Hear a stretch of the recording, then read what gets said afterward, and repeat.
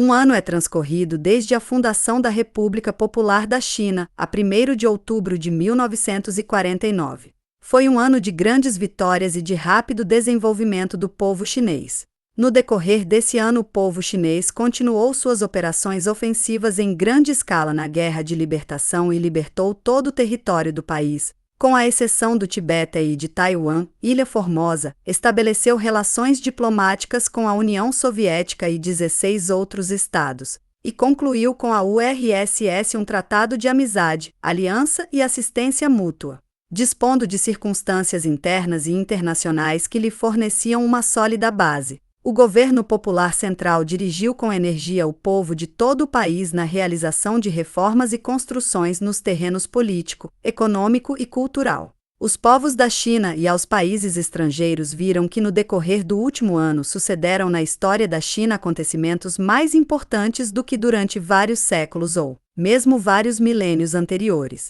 Desaparece rapidamente a velha China e a nova China popular se desenvolve com passo seguro. Lancemos uma rápida vista de olhos sobre o ano passado. As grandes vitórias da Guerra Popular de Libertação.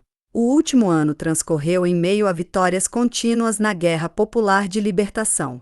Embora a principal vitória da Guerra Popular de Libertação na China, que se iniciou em julho de 1946, tenha sido obtida em 1949, nas vésperas da criação da República Popular Chinesa. Nessa época, os remanescentes dos bandos do Kuomintang continuavam a controlar uma área do sul da China, tendo Cantão como centro, uma região do sudoeste da China e algumas ilhas. No decorrer desse último ano, o Exército Popular de Libertação libertou toda a China do Sul e a província de Fujian depois das campanhas de Enjianpaoqing, Kangtung, Kansi, Pingerkul e Aina e da campanha de Chanchovamoi. Mais tarde libertou o sudoeste da China, com exceção do Tibete, nas campanhas do sudoeste, do Yunnan do Sul e de Sichuan. O Exército Popular de Libertação libertou também as ilhas de Chusan, a ilha de Tunshan e outras ilhas. Nosso exército aniquilou inteiramente 203 divisões do inimigo, que representavam 2.180.000 homens. Nosso exército aniquilou, portanto, 8.007.000 homens de tropas inimigas durante os 4 anos de guerra iniciados em julho de 1946. Entre as imensas quantidades de material de guerra capturado por nossas tropas em 4 anos de guerra, somente os canhões somam 64.430. Como é sabido, os canhões e o material de guerra capturados por nós, com exceção de uma parte insignificante produzida na China, eram fabricados principalmente nos Estados Unidos e entregues aos reacionários do Kuomintang. Parte dessas armas era fabricada no Japão e foram entregues aos reacionários do Kuomintang pelas tropas japonesas derrotadas, por meio da interferência dos Estados Unidos. Que ensinamentos podem ser tirados do fato de que o povo chinês tenha varrido de todo o território da China continental as hordas de bandidos do Kuomintang equipadas pelos norte-americanos e tenha obtido tão grandes vitórias?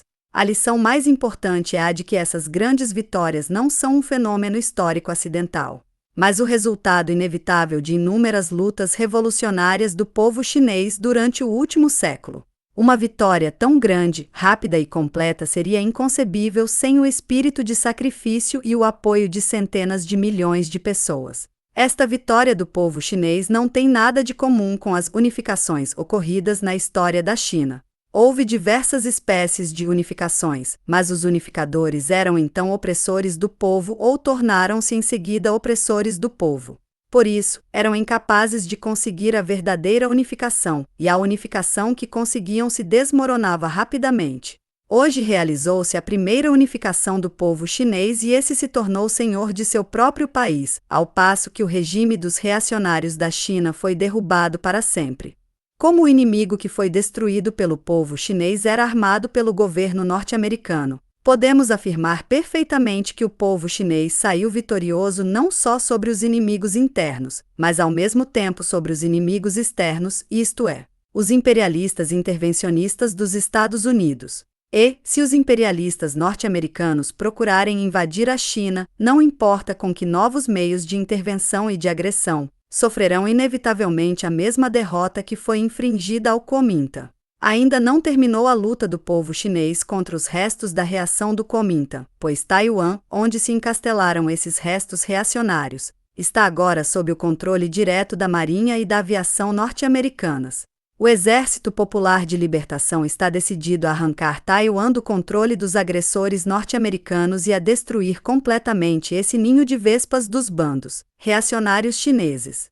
Todos verão nas futuras operações pela libertação de Taiwan que nossas posições estratégicas são muito melhores do que as de qualquer inimigo. Do nosso lado está a justiça, nosso país está próximo e é imenso e estável, e redobraremos de esforços pela vitória final. O Exército Popular de Libertação também está decidido a marchar para o oeste para libertar o povo do Tibete e defender as fronteiras chinesas. Essa medida é essencial para a segurança de nossa pátria, e nos esforçaremos por conseguir isso por meio de negociações pacíficas. Os elementos patrióticos do Tibete aprovam isso e esperamos que as autoridades tibetanas não se demorem mais, de forma que a questão possa ser resolvida pacificamente. A história da China no último século, particularmente a história dos últimos 20 anos, prova que a China sempre foi um importante campo para agressão e pilhagem imperialistas. Por isso, as forças vitoriosas do povo chinês não podem deixar de possuir imensas forças defensivas para sua proteção. Devemos intensificar em tempo a construção de nossas defesas nacionais e estar sempre em guarda contra as manobras dos inimigos imperialistas no sentido de estender sua guerra de agressão. Precisamos criar uma aviação e uma marinha poderosas, de modo que possamos vencer os bandos armados que tentem nos atacar pelo ar e pelo mar, e salvaguardar nosso espaço aéreo e nossas águas territoriais. Nosso exército precisa se reforçar continuamente para ser capaz de esmagar qualquer agressor. A política externa da República Popular Chinesa. A política externa da República Popular Chinesa está claramente definida no Programa Comum aprovado pelo Conselho Consultivo Político Popular da China. O Programa Comum declara: o princípio diretor da política externa da República Popular Chinesa é garantir a independência, a liberdade, a integridade territorial e a soberania de nosso país, defender a paz duradoura em todo o mundo, lutar pela cooperação fraternal dos povos de todos os países e lutar contra a política imperialista de agressão e de guerra. A respeito do estabelecimento de relações diplomáticas e comerciais com os países estrangeiros, o Programa Comum define do seguinte modo nossa posição. O Governo Popular Central da República Popular Chinesa pôde negociar e estabelecer, em bases de igualdade, de mútuo benefício e de respeito recíproco do território e da soberania, relações diplomáticas com os países estrangeiros que romperem com os reacionários do Kuomintang e assumirem uma atitude amistosa em relação à República Popular Chinesa. A República Popular Chinesa pode restabelecer e desenvolver relações comerciais com os governos estrangeiros e os povos na base da igualdade e de benefício mútuo. A política externa do Governo Popular Central no ano decorrido foi realizada de acordo com esses princípios básicos. Desde a formação da República Popular Chinesa, 17 países, URSS, Bulgária, România, Hungria, Coreia, Tchecoslováquia, Polônia, Mongólia, República Democrática Alemã, Albânia, Birmânia, Índia, Vietnã, Dinamarca, Suécia, Suíça e Indonésia, estabeleceram conosco relações diplomáticas oficiais. 8 países, Paquistão, Inglaterra, Ceilão, Noruega, Israel, Afeganistão, Finlândia e Holanda, expressaram seu desejo de estabelecer conosco relações amistosas. A Inglaterra, a Noruega, a Holanda e a Finlândia estão atualmente negociando conosco o estabelecimento de relações diplomáticas. A República Popular Chinesa está firmemente situada no campo internacional da paz e da democracia, dirigido pela União Soviética, com quem mantemos as relações mais amistosas e fraternais. Durante a visita do presidente Mao Tse-tung à União Soviética, a China e a URSS assinaram um tratado de amizade, aliança e assistência mútua que se reveste de grande importância histórica mundial. Graças a esse tratado, estabeleceu-se uma estreita aliança militar, econômica e cultural entre os dois grandes povos que somam cerca de 700 milhões de habitantes na Europa e na Ásia.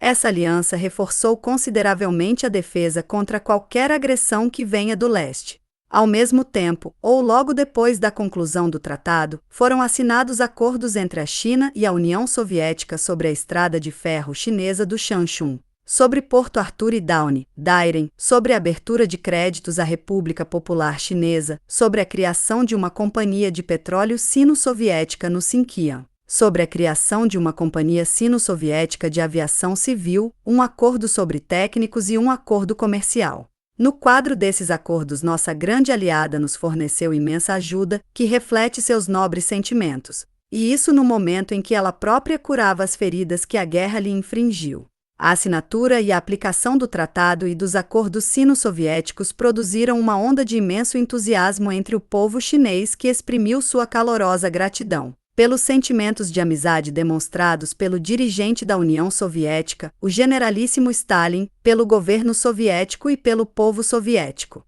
A China assinou acordos comerciais e tratados com a Polônia, a Tchecoslováquia e a Coreia, e conduz atualmente negociações comerciais com a Hungria e a República Democrática Alemã. A China desenvolve também relações comerciais com certos estados capitalistas. De acordo com as estimativas atuais, o plano de trocas comerciais com o exterior para este ano será não só cumprido, mas superado. O problema de estabelecer relações diplomáticas com os estados burgueses é mais complicado do que o estabelecimento de relações comerciais. Podemos nos referir aqui, particularmente, às longas, mas infrutíferas negociações com a Grã-Bretanha. A causa do nenhum resultado dessas negociações reside no fato de que o governo britânico anunciou de um lado seu reconhecimento da República Popular Chinesa, mas, por outro lado, concorda com que os pretensos representantes dos restos da camarilha reacionária do Kuomintang continuem a ocupar ilegalmente o lugar da China na Organização das Nações Unidas. É isto que está dificultando o estabelecimento de relações diplomáticas oficiais entre a China e a Inglaterra. A atitude inteiramente inamistosa e inadmissível da Inglaterra relativamente aos cidadãos chineses em Hong Kong e em outros lugares também não pode deixar de provocar a séria atenção do governo popular central. Durante a Guerra Popular de Libertação na China, o governo dos Estados Unidos sempre esteve ao lado dos inimigos do povo chinês e ajudou e ainda ajuda com todas as suas forças ao Kuomintang reacionário na luta contra o povo chinês. A atitude hostil do governo dos Estados Unidos em relação ao povo chinês tornou-se ainda maior depois da formação da República Popular Chinesa. Malgrado a justa crítica da União Soviética, da Índia e de outros estados, os Estados Unidos da América estão obstinadamente impedindo a participação dos representantes da República Popular Chinesa na Organização das Nações Unidas e em seus organismos, e defendem cinicamente os representantes dos restos da camarilha reacionária do Kuomintang. Do mesmo modo, os Estados Unidos da América impedem a participação de um representante chinês no Conselho Aliado para o Japão e preparam a conclusão de um tratado de paz com o Japão, sem a China e a União Soviética, com o objetivo de rearmar o Japão e conservar tropas e bases americanas nesse país.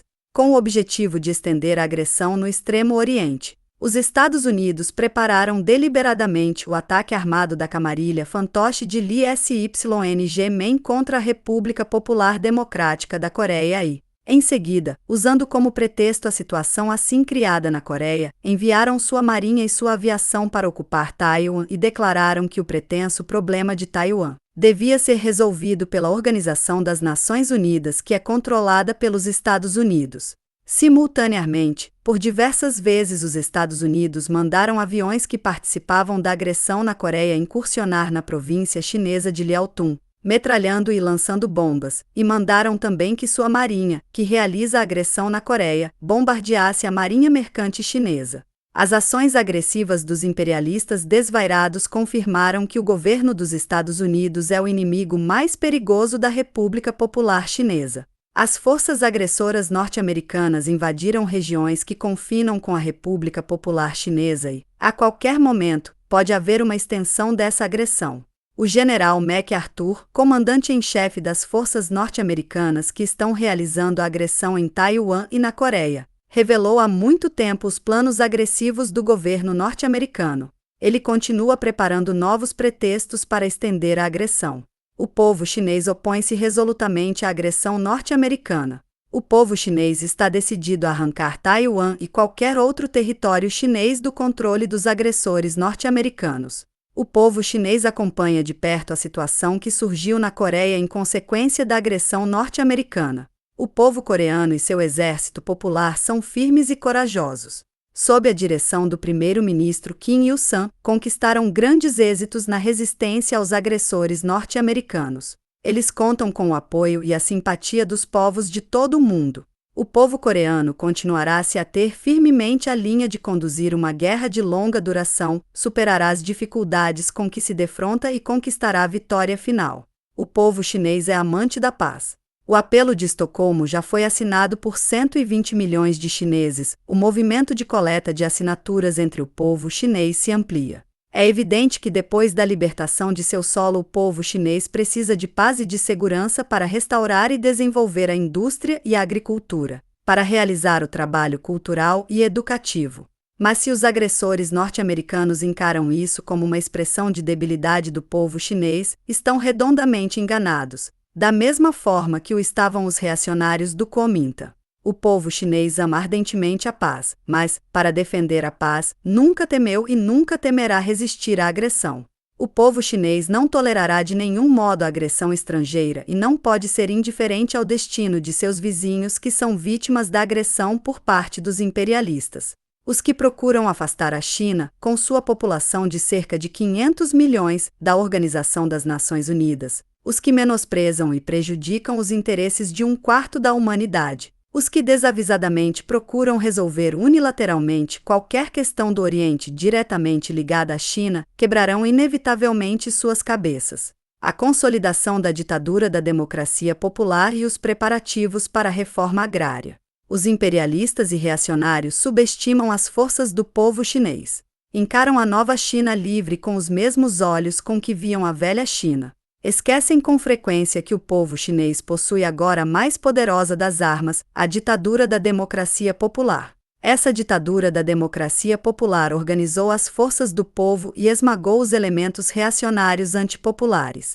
Durante o ano passado, sob a direção do governo popular central, foram criados governos populares para as grandes regiões administrativas e das regiões autônomas, diretamente subordinados ao centro, 4 comitês administrativos militares das grandes regiões administrativas, 28 governos populares de província, 9 conselhos administrativos populares das regiões administrativas, correspondentes às províncias, 12 governos populares urbanos diretamente subordinados ao centro e às grandes regiões administrativas, 67 governos populares urbanos subordinados às administrações de província e 2.087 governos populares de distrito.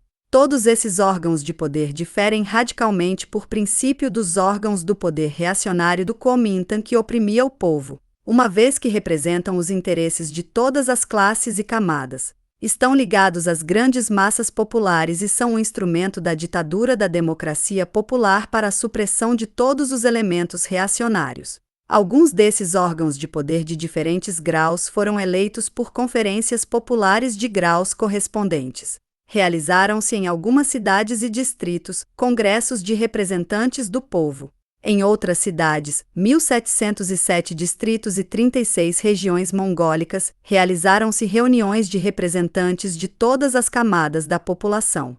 Na maioria das comarcas, distritos e aldeias, foram convocados congressos de representantes do povo e reuniões de representantes do povo ou de representantes dos camponeses. Todas essas reuniões e congressos foram bem-sucedidas em mobilizar vários setores da população, dos diversos partidos e nacionalidades, e ajudaram o governo a conhecer a opinião do povo, e permitiram ao povo compreender e fiscalizar o trabalho do governo. Começa a tomar forma a organização e o trabalho de controle pelo povo. Contudo, os governos populares devem reforçar a direção de seu trabalho nessa esfera. O Comitê Nacional do Conselho Consultivo Político Popular da China demonstrou, durante o ano passado, ser um órgão efetivo da Frente Única da Democracia Popular, órgão onde todas as classes democráticas, todos os partidos e grupos democráticos, todas as nacionalidades irmãs e organizações populares examinam coletivamente os problemas. Na base dessa experiência, foram organizados em 12 províncias, 73 cidades e muitos distritos, comitês consultivos de província, de cidade e de distrito. O rápido aumento, durante o ano passado, do número de pessoas organizadas foi outro importante fator de estímulo para o grande crescimento da solidariedade interna do povo chinês. A classe operária dos mais importantes ramos de produção e das cidades mais importantes no fundamental, organizada. A China tem agora 4.900.000 sindicalizados, o que representa 1/3 do total de trabalhadores de fábricas e empresas existentes no país. Nas regiões libertadas, estabelece-se por toda parte uniões camponesas. Nas regiões da China do Leste e da China Centro-Sul, onde se realizou a reforma agrária este ano, o número de camponeses membros de uniões camponesas já atingiu a casa dos 20 milhões. O número de mulheres organizadas na Federação Democrática das Mulheres sobe a mais de 30 milhões. O número de jovens organizados é superior a 7 milhões, dos quais 3.010.000 são membros da Liga da Nova Juventude Democrática. A experiência do ano passado mostrou que todas as classes, partidos e grupos democráticos da China mobilizaram-se unidos para a luta contra seus inimigos comuns. Visando reforçar essa solidariedade, o Governo Popular Central e o Comitê Nacional do Conselho Consultivo Político Popular da China aprovaram no ano passado diversas medidas para regular as relações entre as várias classes e partidos democráticos, e especialmente entre a classe operária e a burguesia. A classe operária é a classe dirigente da República Popular Chinesa e é sem dúvida alguma inadmissível que sejam ignorados seus interesses políticos e econômicos. Contudo, como a burguesia desempenha na fase atual um importante papel, e como, em benefício dos interesses da própria classe operária, é necessário mobilizar a burguesia nacional de modo a que ela participe ativamente da recuperação e desenvolvimento da economia, a regulamentação das relações entre as várias classes democráticas continuará, como dantes, a ser uma importante tarefa da Frente Única Popular Democrática. As relações entre os vários partidos democráticos, especialmente entre o Partido Comunista da China e os partidos amigos, são boas e harmoniosas. Todos os partidos democráticos discutiram cuidadosamente diversas importantes medidas políticas aplicadas pelo Governo Popular Central e chegaram a uma opinião unânime. Esta cooperação desenvolver-se-á mais ainda, já que o Comitê Central do Partido Comunista da China baixou diretivas sobre a solidariedade e cooperação mais estreita com dirigentes não comunistas e, como consequência, do desenvolvimento de sua campanha pela maior eficiência dos métodos de trabalho. Todavia, devemos estar alertas e vencer o sectarismo que ainda existe em torno dessa questão entre certos comunistas, de forma a reforçar a solidariedade entre todos os partidos democráticos e dirigentes sem partido. Ao mesmo tempo, é essencial pôr um paradeiro à tendência capitulacionista, que é contrária aos nossos princípios. A China é um estado multinacional, onde a nação é a mais numerosa. No passado, nas condições do jugo reacionário do Kuomintang, existiam más relações entre as diversas nacionalidades. Graças à criação da República Popular Chinesa, essas relações foram radicalmente modificadas. Na Mongólia Interior criou-se um governo popular da região autônoma. No Xinjiang criou-se um governo unificado, representando as várias nacionalidades, e onde os chineses são a minoria. Atualmente, o princípio de governos distritais autônomos está sendo aplicado sistematicamente nas localidades habitadas por minorias nacionais. Os governos populares das regiões de composição nacional heterogênea estão procurando reconciliar os antagonismos históricos entre as nacionalidades, incentivando concessões recíprocas e a assistência mútua entre elas. O Governo Popular Central faz tudo o que pode para desenvolver a saúde pública, a educação e a economia nacional nas regiões povoadas por minorias nacionais. Mas, em seu trabalho de efetuar reformas sociais dentro das diversas nacionalidades, ele se baseia inteiramente no princípio da participação voluntária e consciente dessas nacionalidades, lutando contra os métodos coercitivos. Quanto a crenças religiosas e outros costumes e hábitos de massa, os governos populares e o Exército Popular de Libertação seguem estritamente o princípio de não intervenção. Graças a essa política, Todas as nacionalidades começaram a ter confiança e afeição pelos trabalhadores de origem chinesa do Exército Popular de Libertação e dos governos populares. Contudo, fizemos muito pouco e ainda nos resta muito a fazer do ponto de vista da união das diversas nacionalidades. Entretanto, não devemos absolutamente ser complacentes. A ditadura da democracia popular envolve dois aspectos: democracia em relação ao povo e ditadura em relação aos elementos reacionários. Devemos continuar a estender a democracia em relação ao povo, mas devemos reforçar a ditadura sobre os elementos reacionários. Embora os restos dos reacionários do Kuomintang tenham fugido para a ilha de Taiwan, permanece no continente, de acordo com um plano pré-estabelecido, grande número de bandidos e espiões. O número de bandidos era mais de 1 milhão, mas como resultado da firme luta contra o banditismo, conduzida durante mais de um ano pelo Exército Popular de Libertação com o auxílio das populações locais, restam agora cerca de 200 mil bandidos. Devemos continuar essa luta para extirpar o banditismo e estabelecer a ordem nas regiões recentemente libertadas. Na luta contra os agentes secretos do Kuomintang, os órgãos de segurança pública também conseguiram imensos êxitos. Durante esse último ano, foram presos 13.797 espiões do Kuomintang em todo o país e apreendidas 175 transmissoras. Além disso, foram descobertas 7 organizações estrangeiras de espionagem. Sabemos que a luta contra espiões e agentes secretos não cessará depois de terminada a luta contra os bandidos. Tendo sido derrotados na luta armada aberta, os inimigos internos e externos lançarão mão, inevitavelmente, de toda sorte de camuflagem para continuar uma luta silenciosa. Nisso, também, o povo chinês deve ser vigilante e o governo popular deve esmagar os inimigos. Durante esse último ano houve êxitos, mas houve também debilidades, no trabalho da justiça popular na China, na esfera da defesa dos interesses do povo, na eliminação de espiões, bandidos e outros elementos criminosos, na preparação da legislação popular, na melhoria dos métodos de tratar os casos de tribunal e na administração das prisões. A mais importante debilidade foi que em muitos lugares os trabalhadores da justiça incorreram em falseamentos da política de magnanimidade em relação à supressão dos elementos contra-revolucionários. Eles demonstravam apenas magnanimidade em relação aos elementos contra-revolucionários, mas não os suprimiam, resultando disso que as massas populares condenaram esses trabalhadores por sua magnanimidade sem limites.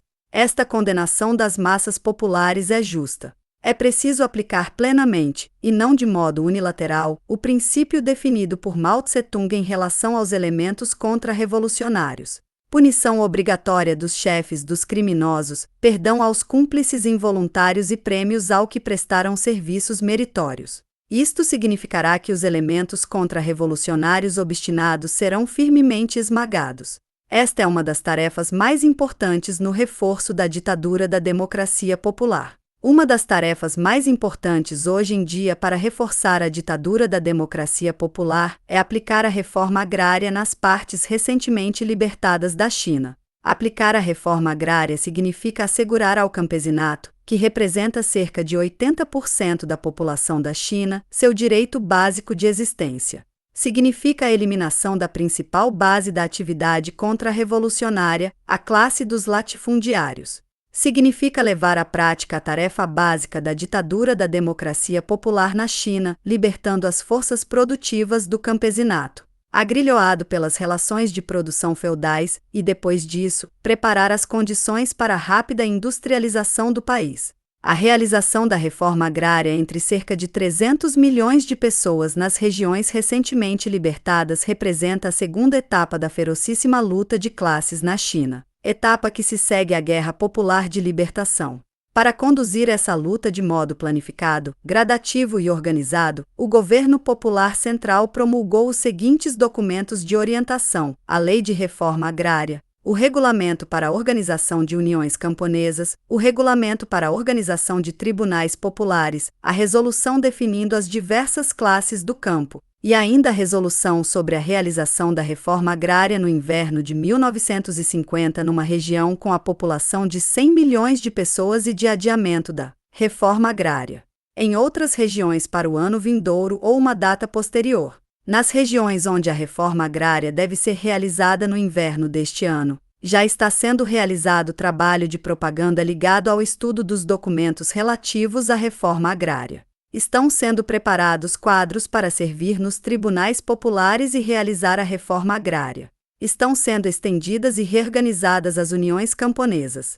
Todas essas medidas são essenciais. Nenhuma classe exploradora abandona a arena da história voluntariamente e a classe dos latifundiários, que existe na China há vários milênios, não constitui de nenhum modo uma exceção. Existem entre os latifundiários pessoas que criaram uma teoria contra a reforma agrária e contra a lei de reforma agrária.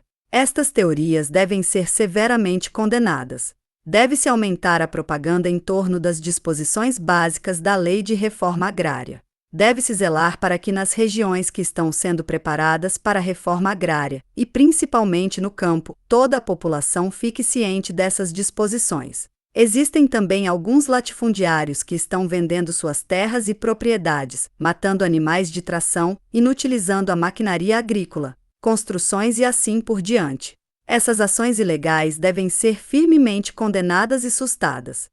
O treinamento de quadros é a mais importante medida da preparação da reforma agrária. Deve-se, portanto, concentrar forças adequadas no treinamento de quadros e no reforço das uniões camponesas. A realização com êxito da reforma agrária só pode ser assegurada onde existirem uniões camponesas dirigidas por camponeses honestos, ativos e merecedores de confiança. Unificação das finanças e restauração da economia. Depois da criação da República Popular Chinesa e dos seus vários órgãos de poder, nos lugares onde tinham terminado as hostilidades militares surgiu imediatamente uma tarefa urgente: eliminar a situação excepcionalmente caótica e perigosa no domínio das finanças e da economia, que herdamos como resultado do jugo prolongado e criminoso dos reacionários do Kuomintang. Como resultado de muitos anos de inflação e de alta de preços contínua, as cidades tomadas pelo povo chinês se tinham transformado inteiramente em antros de especuladores. Para estabilizar a moeda e o preço das mercadorias, era necessário equilibrar o orçamento financeiro e garantir o fornecimento de artigos ao mercado.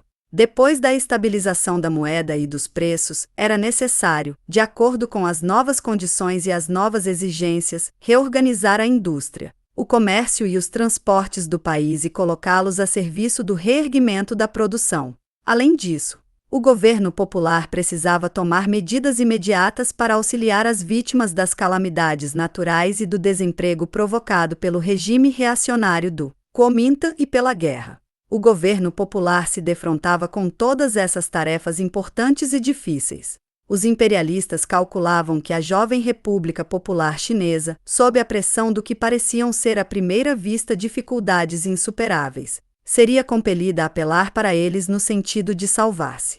A experiência do ano passado, contudo, mostra a falência dos oráculos imperialistas. O povo chinês está sendo vitorioso na frente econômica, da mesma forma que foi vitorioso na frente política e militar. O governo popular central, tendo passado pelo período inevitável de extensão das operações militares e da inflação, que continuou durante vários meses, decidiu em março desse ano fazer o máximo de esforços para aumentar a receita financeira e diminuir as despesas, aproximando assim o momento em que as duas se equilibrarão.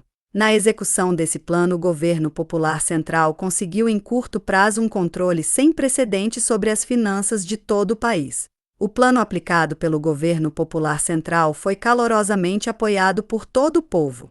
Desse modo, a inflação foi imediatamente barrada e, a partir de março desse ano, não só não se precisou mais recorrer a emissões para cobrir o déficit, mas, ao contrário, os depósitos do Banco Popular Chinês, em setembro de 1950, eram mais de 16 vezes maiores do que o montante dos depósitos em dezembro de 1949. Para manter preços estáveis de mercado, continua sendo necessário garantir fornecimentos de artigos. Embora a China seja realmente um país agrário, o governo corrupto dos reacionários do Kuomintang dependeu durante muitos anos das importações, mesmo de produtos como o trigo e o algodão.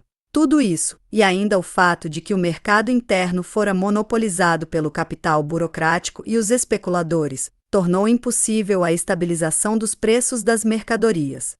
O governo popular central modificou radicalmente essa situação catastrófica. Graças ao fato de que o governo popular central foi capaz de concentrar racionalmente em suas mãos, em quantidade suficiente, produtos como trigo, tecidos de algodão, carvão, sal e outros artigos de primeira necessidade, e foi também capaz de superar sérias dificuldades na regulamentação de seu transporte e estocagem, foram esmagadas as atividades de sabotagem dos elementos especuladores. Isto garantiu a solução satisfatória do problema do abastecimento para as grandes cidades e para as áreas que sofreram calamidades, e a partir de março deste ano, os preços das mercadorias no país começaram, no fundamental, a estabilizar-se. Graças às abundantes colheitas de primavera e de outono e à redução das importações de certas mercadorias, houve há pouco tempo um ligeiro aumento na diferença entre os preços dos produtos agrícolas e industriais. O governo popular central está agora tomando medidas para regular esse fenômeno, de modo a prevenir uma influência adversa na vida do campesinato e da população que vive de salários. Como Mao Tse-tung indicou, o fato de que a renda estatal e a despesa estejam se aproximando de um equilíbrio e de haver uma tendência para a estabilização dos preços das mercadorias é apenas o começo de uma melhora em nossa situação econômica e financeira, mas isto não significa que tenhamos atingido a um ponto de mudança radical.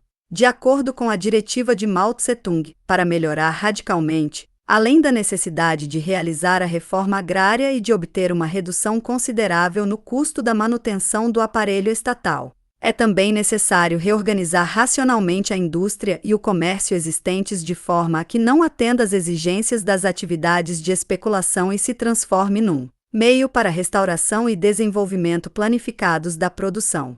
Para obter uma solução completa desses problemas, os organismos econômicos e administrativos estatais, o Estado e as empresas privadas, as organizações cooperativas e sindicais já realizaram um certo número de conferências e conseguiram resultados preliminares na questão de vencer a negligência na produção e nas vendas, na melhor planificação nessa esfera, na questão de fazer encomendas às empresas privadas para a manufatura, a elaboração das mercadorias e a compra da produção, e ainda na questão de fornecimento de créditos, na questão de distribuir funções entre empresas comerciais socializadas e particulares, empresas financeiras e cooperativas, na questão de superar dificuldades sobre o envio de dinheiro para os emigrados chineses e na questão de regular as relações mútuas entre o trabalho e o capital. Naturalmente, a economia capitalista, por sua própria natureza, está em contradição com um planejamento efetivo. Mas, a esse respeito, devemos prestar atenção ao seguinte: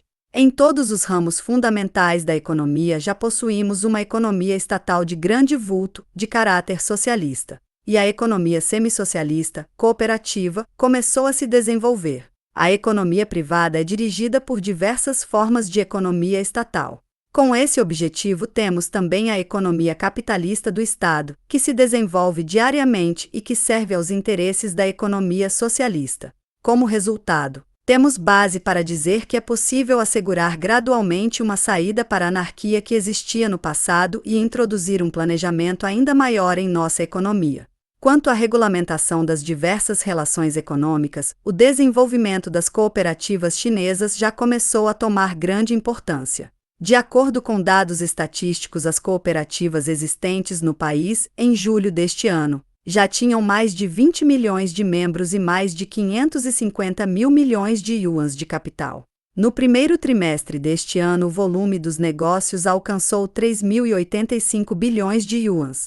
O desenvolvimento das cooperativas é especialmente significativo nas velhas regiões libertadas, o Nordeste, a China do Norte e a China do Oeste. O valor total dos negócios das cooperativas na China Nordeste, em 1949, foi igual ao custo de 1.300.000 toneladas de caolin, o que representa 40% do volume dos negócios do estado no Nordeste da China. Atualmente é preciso que se desenvolvam no país, principalmente, cooperativas de compra e venda, no campo, e cooperativas de consumo, nas cidades. A tarefa desses dois tipos de cooperativas é a defesa dos pequenos produtores e consumidores contra os intermediários e sua eliminação, e promover o desenvolvimento da produção. Isto é um grande acontecimento na vida política e econômica dos trabalhadores de nosso país. O Governo Popular Central está presentemente preparando um decreto sobre as cooperativas, de forma que as empresas cooperativas possam se desenvolver em todo o país em bases sãs e evitando-se os erros cometidos no passado. De um modo geral, devido a ter a guerra durado muito tempo e não ter ainda terminado, e também em virtude da preparação insuficiente, a economia chinesa está ainda apenas na fase de reerguimento. Não dispomos de meios suficientes para desenvolver a indústria e carecemos de um conhecimento completo da verdadeira situação. Também temos grande falta de quadros e de experiência. Em 1950, o Governo Popular Central destinou cerca de 23,9% de todas as suas despesas à construção econômica. Essas verbas são superiores às destinadas para o mesmo fim por qualquer outro governo na história da China. Todavia, são ainda assim muito pequenas relativamente às necessidades da construção econômica da República Popular Chinesa em seu conjunto. Em 1951, não podemos ainda esperar que esta quantia seja consideravelmente aumentada. De fato, a restauração econômica da China exigirá de 3 a 5 anos. Só depois disso poderemos entrar no caminho do progresso sistemático. Durante esses 3 ou 5 anos devemos concentrar nossos esforços no desenvolvimento de alguns dos mais importantes ramos da economia, que facilitarão a preparação das condições essenciais para a industrialização, acumulação de capital, mercado interno e técnica. Ao mesmo tempo, a indústria de defesa nacional também deve merecer a atenção devida.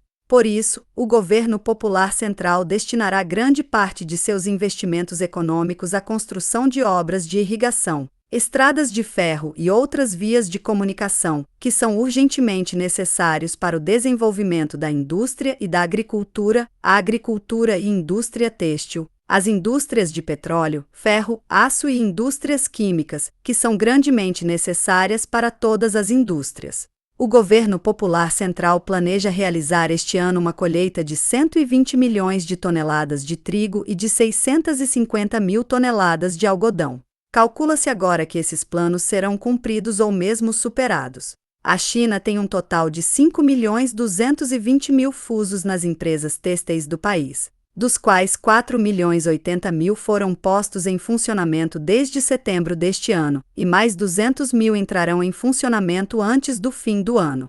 21.742 quilômetros, ou sejam, 88% do total das ferrovias chinesas, foram abertas ao tráfego em fins de junho de 1950. Até o fim do ano esse número aumentará para 22.019 quilômetros. A produção de carvão nas minas do estado revelou um aumento de 37% de janeiro a agosto deste ano, comparativamente com o período correspondente do ano passado. Durante o mesmo período, a força disponível das usinas hidroelétricas de propriedade do estado revelaram um aumento de 31% em relação ao período correspondente do ano passado, ao mesmo tempo que a força realmente consumida acusou um aumento de 58%.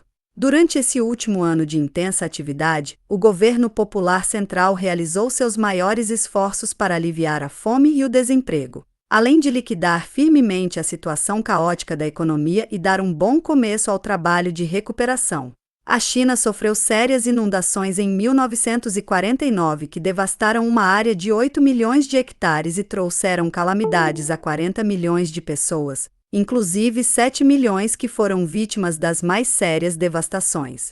Este ano houve novas inundações nas regiões norte do Anhui e do Honan, atingindo a mais de 2.666.000 hectares de terra. Para socorrer direta ou indiretamente as vítimas da inundação, o Governo Popular Central liberou 1.120.000 toneladas de trigo, de janeiro a setembro deste ano, e enviou para as regiões atingidas grande número de trabalhadores especializados e tomou diversas medidas de ajuda, garantindo assim que a população pudesse atravessar o período da inundação a salvo. Essas medidas diferem da situação em 1941, sob a dominação do regime reacionário do Kuomintang, como o céu difere da terra. Naquela época, uma enorme massa de pessoas morreu nas inundações. Em 1950, O governo popular central destinou verbas equivalentes a 1 bilhão de tin de alimentos e mobilizou vários milhões de pessoas para reparar e construir sistemas de irrigação. É esta uma das principais razões da diminuição das calamidades esse ano e da obtenção em todo o país de uma rica colheita. O governo popular central e todo o povo chinês fizeram esforços para ajudar a mais de 400 mil desempregados, inclusive parte da intelectualidade desempregada. O desemprego é um fenômeno passageiro, relativo apenas ao período inicial da restauração da economia de nosso estado. Este fenômeno desapareceu, em grande parte, no Nordeste, da mesma forma que desaparecerá nas outras regiões nos próximos 2 ou 3 anos. A preparação de quadros e os problemas da cultura. Da mesma forma que no campo da economia, na esfera da cultura e da educação a China realizou no ano transcorrido, de um lado, trabalho de restauração e, de outro lado, iniciou novas obras. O ano decorrido desde a fundação da República Popular Chinesa foi um ano de grande avanço na instrução de todo o povo. A dominação reacionária do Kuomintang na esfera da cultura, que estrangulava todo o trabalho criador justo e que cultivava a ignorância, foi derrubada. Todas as camadas sociais, dos trabalhadores aos professores universitários, e inclusive muitas pessoas de idade avançada, estão se esforçando unanimemente no sentido de ver a China, o mundo e elas próprias imbuídas de novas luzes. Do ponto de vista da educação, as grandes massas populares aprenderam rapidamente a conhecer a nova China e o novo mundo, a glória do trabalho e a honra de servir ao povo. O governo popular satisfaz por todos os meios a ânsia de aprender do povo. Os trabalhadores e camponeses, que antes não podiam estudar, têm agora oportunidade para isso. As portas das escolas foram abertas para os operários. Os camponeses e seus filhos e 700 mil trabalhadores manuais e de escritório já estão estudando regularmente nas escolas noturnas. Em 1951 seu número será mais do que duplicado. Mais de 10 milhões de camponeses já estão estudando em cursos de inverno. No ano vindouro, 5 milhões de camponeses estudarão durante todo o ano em escolas noturnas. A construção da nova China requer grande número de intelectuais politicamente amadurecidos e com um alto nível cultural. O governo popular está resolvendo o problema de 3 modos. Em primeiro lugar, o nível cultural dos quadros existentes está sendo elevado, em vasta escala, principalmente o dos que provêm do seio da classe operária e do campesinato, inclusive os quadros do Exército Popular de Libertação. Foram criados para eles cursos e escolas secundárias para operários e camponeses com o objetivo de elevar seu nível cultural. Ao mesmo tempo, os operários que têm a qualificação necessária estão sendo enviados para instituições educacionais secundárias e superiores. Em segundo lugar, realiza-se um trabalho em grande escala de reeducação dos antigos servidores públicos e intelectuais, de forma que em relativamente pouco tempo possam renunciar à sua velha e errada convicção política e se imbuírem da nova consciência da necessidade de servir ao povo. Em terceiro lugar, as escolas secundárias e superiores existentes estão sendo reorganizadas para que possam corresponder às necessidades do povo. Já no ano passado começamos a levar à prática todas essas medidas com bom resultado. No futuro, mantendo a mesma linha, levaremos isso à prática com energia ainda maior, de tal forma que nos próximos anos possamos enviar os quadros necessários para as frentes militar, política, econômica e cultural. Para elevar o nível cultural da vida do povo chinês, o governo popular central está melhorando e ampliando sistematicamente no setor da arte e das edições. A jovem arte cinematográfica da China popular expulsou rapidamente os filmes americanos, conseguiu êxitos consideráveis entre o povo e está penetrando paulatinamente nas unidades do exército, nas fábricas e nas aldeias. A impressão e difusão dos livros, jornais e revistas publicadas está aumentando e se estendendo rapidamente. Ao mesmo tempo que dirige a luta das massas contra a ignorância, o governo popular dirige a luta contra as diversas doenças. No ano passado, a luta contra as epidemias se desenvolveu grandemente. O governo popular decidiu criar nos próximos anos um serviço de proteção à saúde em todas as regiões e distritos, de modo a eliminar a situação anormal em que o povo chinês vive há tanto tempo. Embora no seu primeiro ano de existência a República Popular Chinesa ainda tenha encontrado muitas dificuldades e tenham existido erros e debilidades no trabalho, O Estado Popular demonstrou sua robusta vitalidade e seu futuro ilimitado. As dificuldades podem ser superadas e muitas já o foram. Os erros e defeitos de nosso trabalho podem ser corrigidos e muitos já foram corrigidos e eliminados. O povo pode acreditar em seu Estado e não há a menor dúvida de que esse pensamento do povo é correto. Na história da China, só um governo realizou em um ano tanto trabalho, e trabalho tão benéfico para o povo. Só um governo eliminou em um ano tantos bandos de assaltantes, bem como o governo dos reacionários do Kuomintang, substituindo-os pelo disciplinado e provado exército popular e pelo honesto e justo governo popular. Só um governo aboliu em um ano os privilégios dos imperialistas, destruiu os antigos aparelhos de repressão do Kuomintang, barrou a inflação contínua e criou condições para a radiosa prosperidade do povo. Esse governo é o governo popular central. Todos os êxitos e realizações da República Popular Chinesa, durante seu primeiro ano de existência, resultam da unidade e dos esforços conjugados do povo de todo o país e da brilhante direção do grande dirigente do povo chinês, o presidente Mao Tse-tung. Sob a direção de seu governo e de seu chefe, o povo de toda a China une-se como um só homem e faz todos os esforços para consolidar e aumentar essas vitórias. Viva a República Popular Chinesa! Viva o criador e dirigente da República Popular Chinesa, Mao Tse-tung!